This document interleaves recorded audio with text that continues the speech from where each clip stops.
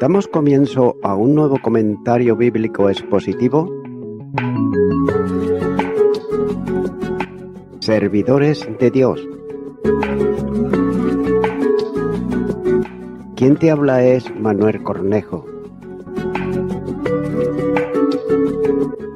En esta ocasión estaré compartiendo la primera carta de Juan, capítulo 5 y versículo 1, donde dice: todo aquel que cree que Jesús es el Cristo, es nacido de Dios, y todo aquel que ama al que engendró, ama también al que ha sido engendrado por él. La realidad del nuevo nacimiento se sustenta en el acto de fe depositado en el Salvador Jesucristo, ya que no es algo limitado para algunos, sino que alcanza a todo aquel que cree.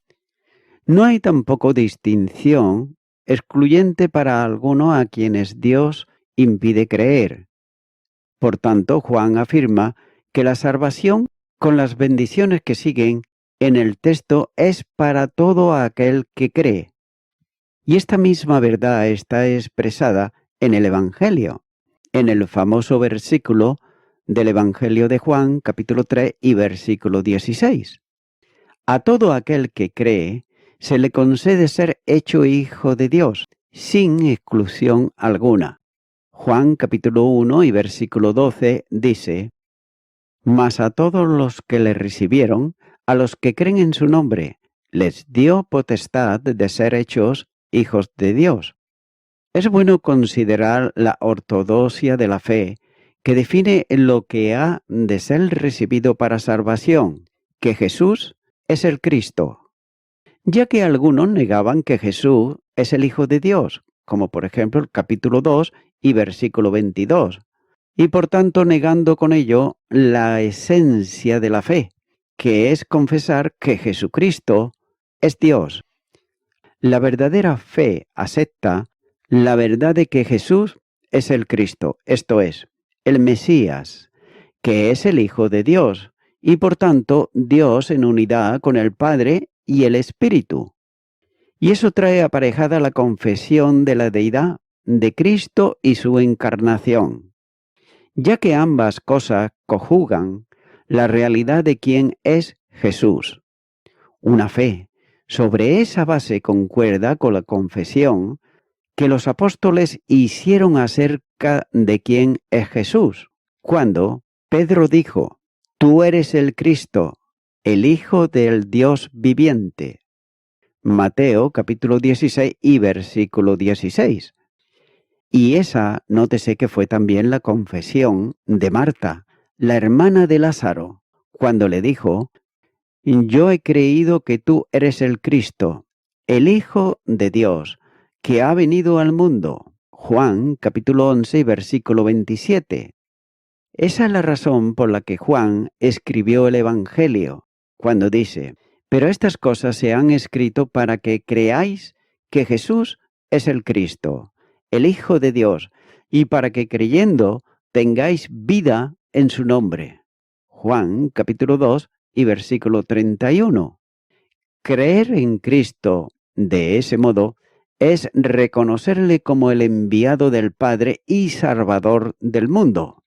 Juan capítulo 4 y versículo 29 dice: venid y ved a un hombre que me ha dicho todo cuanto he hecho. ¿No será este el Cristo? Y el mismo capítulo 4, pero ahora el versículo 42 dice: y decían a la mujer: ya no creemos solamente por tu dicho, porque nosotros mismos hemos oído y sabemos que verdaderamente este es el Salvador del mundo, el Cristo. Solo quien cree esto tiene vida eterna, ya que la fe es el modo dispositivo instrumental para la salvación. Efesios capítulo 2 y los versículos 8 y 9 nos dice: porque por gracia sois salvos, por medio de la fe, y esto no de vosotros, pues es don de Dios, no por obras, para que nadie se gloríe. La gracia salva. La fe permite apropiarse de la salvación. La fe es la consecuencia de haber sido engendrado por Dios, pero no la causa. Tengas en cuenta que la fe se establece como medio para recibir la salvación en respuesta al mensaje del Evangelio. Romanos, capítulo 1 y los versículos 16 y 17 dice: Porque no me avergüenzo del Evangelio, porque es poder de Dios para salvación a todo aquel que cree, al judío primeramente y también al griego, porque en el Evangelio la justicia de Dios se revela por fe y para fe, como está escrito: mas el justo por la fe vivirá. La fe es también el modo de ser justificado por Dios. Romanos, capítulo 3, versículo 22 dice: La justicia de Dios por medio de la fe en Jesucristo para todos los que creen en Él, porque no hay diferencia.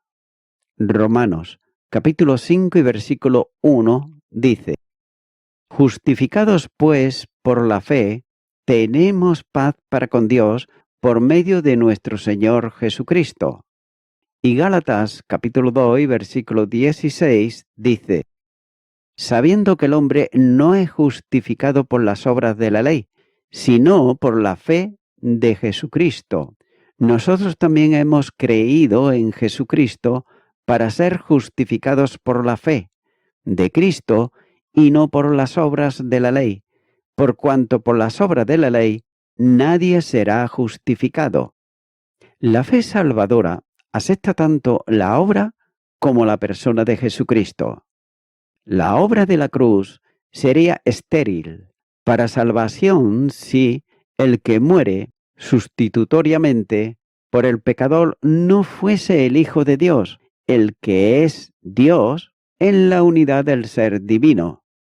Creer de este modo es reconocer que Jesús es el enviado del Padre y el único Salvador del mundo, como señala el Evangelio de Juan capítulo 4 y los versículos del 29 al 42, para sostenerse a Él y vivir unido a Él perpetuamente.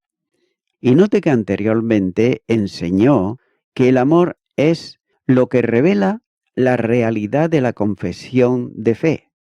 Y sobre esto escribió Calvino cuando dijo que la única verdadera manera de creer es cuando dirigimos nuestras mentes hacia Él.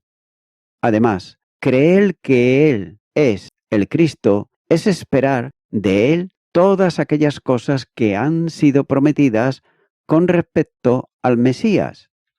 No se le da el título Cristo aquí sin razón, ya que designa el oficio para el que fue elegido por el Padre, ya que según la ley, a través del Mesías, se prometió la restauración completa de todas las cosas, la justicia y la felicidad. Así, en este día todo esto queda expresado con más claridad en el Evangelio. Entonces, Jesús no puede ser recibido como Cristo excepto para la salvación que se busca en Él, ya que para este fin fue enviado por el Padre y se nos ofrece diariamente. Fin del comentario de Calvino. Y nótese que si alguien ha hecho esta profesión de fe, ha llegado a esta confesión, ha nacido de nuevo como hijo de Dios en la familia del Padre, como señala el capítulo 2, versículo 29 y capítulo 3, versículo 9. La vida eterna se otorga como regalo de la gracia a todo aquel que cree de este modo. Por tanto, es necesario precisar con firmeza que quien cree simplemente que Jesús fue el Cristo, pero no cree de la misma manera que siendo el Hijo de Dios, es también el único Dios verdadero, no puede tener el perdón de pecados, la vida eterna y la filiación de hijo.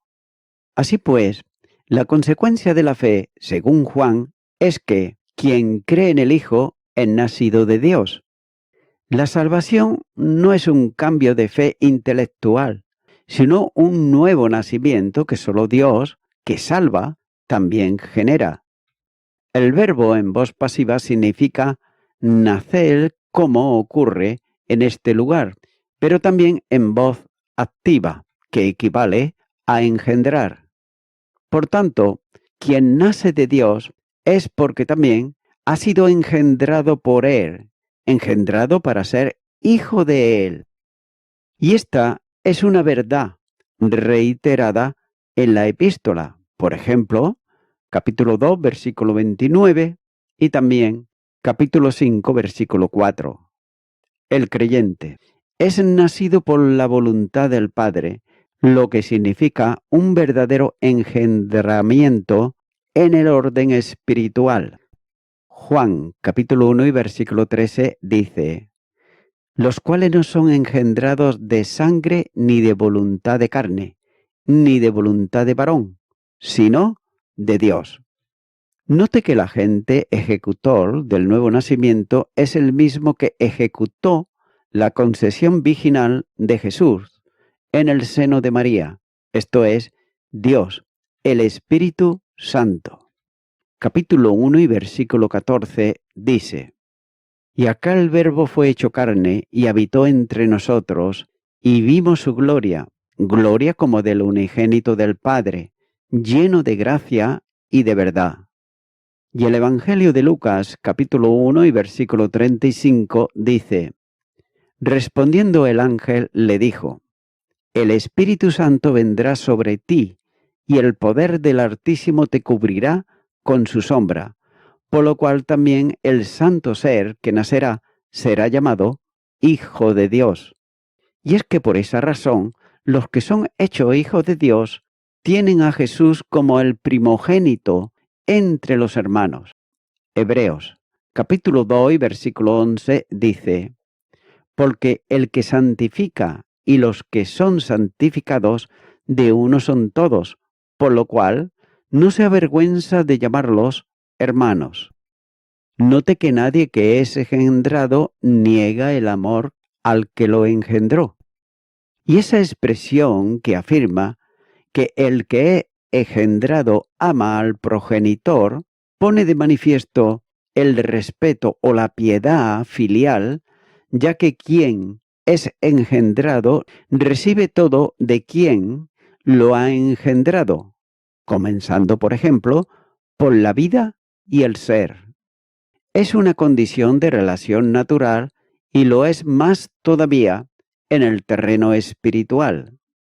El amor a Dios es el distintivo visible del nuevo nacimiento y común a todos los creyentes. La primera carta de Juan, capítulo 4 y versículo 19, dice: nosotros le amamos a Él porque Él nos amó primero. Así pues, el amor al Padre genera necesariamente el amor a los hijos. Y es que por eso Juan llama la atención a la vinculación comunitaria del amor. Ama también al que ha sido engendrado por él. El que ama al Padre, ama también a los que son sus hijos, ya que no se puede hablar del amor a Dios mientras se menosprecia a quienes son hijos de Dios. Anteriormente, llamó mentiroso al que se ve envuelto en tal contradicción, el que afirma que ama a Dios, pero que sin embargo aborrece a los hermanos. Capítulo 4, versículo 20. Todos los que han sido engendrados y nacen de nuevo por la operación divina son participantes de la naturaleza divina. La segunda carta de Pedro, capítulo 1 y versículo 4 nos dice: por medio de las cuales nos ha dado preciosas y grandísimas promesas, para que por ellas llegaseis a ser partícipes de la naturaleza divina, habiendo huido de la corrupción que hay en el mundo a causa de la concupiscencia. Esa naturaleza nueva, procedente de Dios, que da vida eterna, que no es otra cosa que la vinculación con el único que tiene vida eterna, que es Dios, comunicada por unión vital con Cristo, en quien está la vida. Juan, capítulo 1 y versículo 4 dice: en él estaba la vida, y la vida era la luz de los hombres. La vida del nuevo nacimiento vincula en amor a todos los creyentes, porque Dios es amor, y se hace vida en cada uno de los creyentes. Capítulo 4, versículo 8. Se aman mutuamente al impulso del amor común que todos los salvos tenemos comunicado a cada uno por el Espíritu residente. Romanos, capítulo 5 y versículo 5 nos dice: y la esperanza no avergüenza, porque el amor de Dios ha sido derramado en nuestros corazones por el Espíritu Santo que nos fue dado. El creyente descubre la presencia de Dios en sus hermanos, lo que le impulsa a amarlos porque así ama a Dios en cada uno de ellos. Continúa ahora con el versículo 2, donde dice: en esto conocemos que amamos a los hijos de Dios, cuando amamos a Dios y guardamos sus mandamientos. El amor verdadero conforme a Dios, del que Juan está haciendo continua referencia, tiene formas de probar su realidad. En este caso, es una prueba dentro de la intimidad de la persona. Por eso escribe: en esto conocemos, ya que es una prueba de sinceridad del amor hacia los hermanos. Esto no consiste en palabras fáciles, como señala el capítulo 3, versículo 18, sino en realidades vivenciales. Una persona puede hacer los mayores sacrificios en acciones filantrópicas, sin verdadero amor. La primera carta a los Corintios, capítulo 13 y versículo 3 dice: y si repartiese todos mis bienes para dar de comer a los pobres, y si entregase mi cuerpo para ser quemado y no tengo amor, de nada me sirve. Tengas en cuenta que el conocimiento tiene que ver con la orientación de la prueba del amor, ya que conocemos que amamos a los hijos de Dios.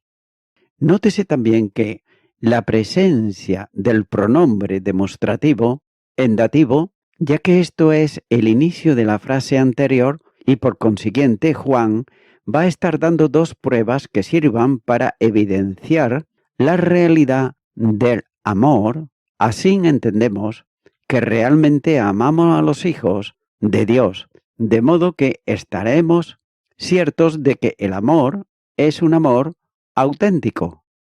Y la primera evidencia del amor a los hijos de Dios es cuando amamos a Dios, ya que amar a Dios es entregarse incondicionalmente a Él.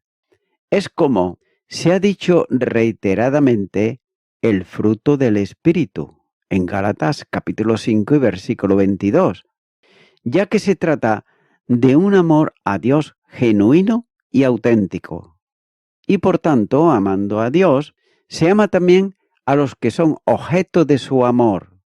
El creyente sabe de la realidad de su amor a los hermanos en la medida en que conozca que es real su amor a Dios. Y la segunda es la prueba que permite un conocimiento correcto de la situación personal en cuanto al amor a Dios, que es: guardamos sus mandamientos. De nuevo, aquí se reafirma que no es posible amar sin obediencia. Y note que Jesús lo dijo a los discípulos: si me amáis, guardad mis mandamientos. Afirmando otra vez: el que tiene mis mandamientos y lo guarda, ese es el que me ama. Y de nuevo, el que me ama, mi palabra guardará. Y negativamente dice: el que no me ama, no guarda mis palabras. Evangelio de Juan, capítulo 14, versículo 15, versículo 21, 23 y 24. La obediencia a los mandamientos indican permanencia en el amor. Juan, capítulo 15, versículo 10 dice: si guardáis mis mandamientos, permaneceréis en mi amor, así como yo he guardado los mandamientos de mi Padre y permanezco en su amor. Este tema de la obediencia como evidencia de amor y comunión fue también considerada anteriormente en el capítulo 2, versículo 3 y capítulo 3, versículo 24.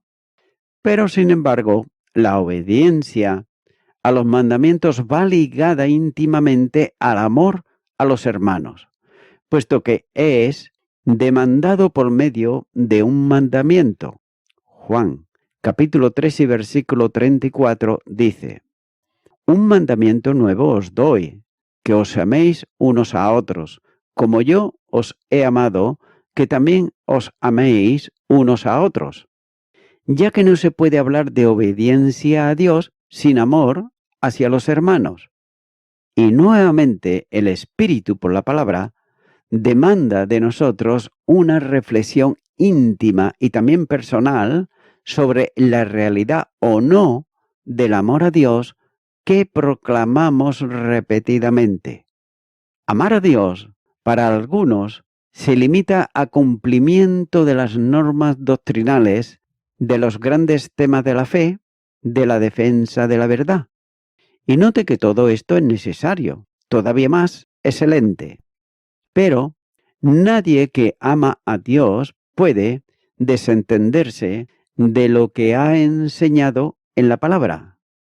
Pero la doctrina no es precisamente tanto defenderla como predicarla, ya que el efecto de la palabra, que manifiesta lo que hemos de creer y proclamar, se produce por sí misma, ya que es viva y eficaz. Hebreos capítulo 4 y versículo 12. La mayor obediencia a la palabra es predicarla, pero nadie puede sentir como suficiente esa acción para demostrar su amor a Dios. Si uno de los mandamientos más claros es el que determina el amor a los hermanos. Si no amamos a los hermanos, no podemos afirmar el amor a Dios. Y voy concluyendo con esto. La cara y el sello de una moneda son dos caras del mismo poder. Amar a Dios implica automáticamente estar dispuesto a someterse a Dios, poner los pensamientos e ideales en su cabeza, dejar que Él dirija el comportamiento, ver la obediencia como algo estimulante, no degradante. La obediencia es posible para los cristianos que han sido regenerados y renacidos por el Espíritu Santo. Amigo y amiga oyente, obedecer es algo que muchas veces se hace, como se suele decir, a regañadientes. Obedecemos en el trabajo, pero muchas veces no lo hacemos de buen gusto. Lo hacemos porque nos pagan y nada más, pero no porque nos agrade. Así que, con ese pensamiento de obedecer, muchas veces, cuando nos acercamos a Dios, esto puede ser un estorbo para nuestras vidas, porque si no nos hemos entregado realmente al Señor, nos va a ser casi imposible el poder obedecer lo que Él dice en su palabra. Y Él en su palabra dice que hoy es día de salvación, que hoy es día para que tú, mi amigo, mi amiga oyente, vengas a Cristo y vengas en arrepentimiento. Es por eso que cuando se puede recibir a Cristo como Salvador en nuestra vida, los mandamientos de Dios no son gravosos, sino todo lo contrario, deleitosos. Es por ello que te animo a que ahora puedas aceptar a Cristo en tu corazón como tu único y suficiente Salvador. Para ello es necesario que seas tú el que le invites a que venga. Si no sabes cómo hacerlo, te puedo guiar en una oración. Este será el primer paso que darás. Lo demás tendrás tú que orar a Dios, es decir, como hablas con una persona, pero recordando siempre que Él es Dios y es tu Salvador. Ora conmigo esta oración que voy a hacer y di: Dios eterno, vengo ante ti por vez primera en arrepentimiento. ya que me considero una persona pecadora, que he luchado, he debatido en contra de ti en muchas ocasiones. Hasta te he ignorado, pero ahora me arrepiento de todos mis pecados. Te abro mi corazón, Señor Jesucristo, y te recibo como mi Salvador. En tu nombre, amén.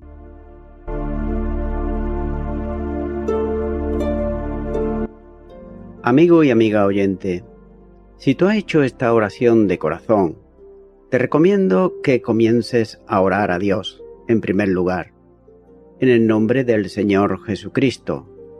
Orar a Dios no es rezar, sino que es hablar con una persona. También te recomiendo que leas la palabra de Dios y lo hagas a diario. Comienza, por ejemplo, con el Nuevo Testamento. Y también, por último, te recomiendo que para que puedas crecer espiritualmente, te congregues en una iglesia cristiano-evangélica, donde se predique, se enseñe y se practique la sana doctrina y la palabra de Dios. Congrégate ahí y con el tiempo podrás crecer espiritualmente y también servir al Señor Jesucristo. Que Dios te bendiga. Y a toda la audiencia, nuevamente ya me estoy despidiendo de todos ustedes y será hasta el próximo programa. Que Dios os bendiga a todos.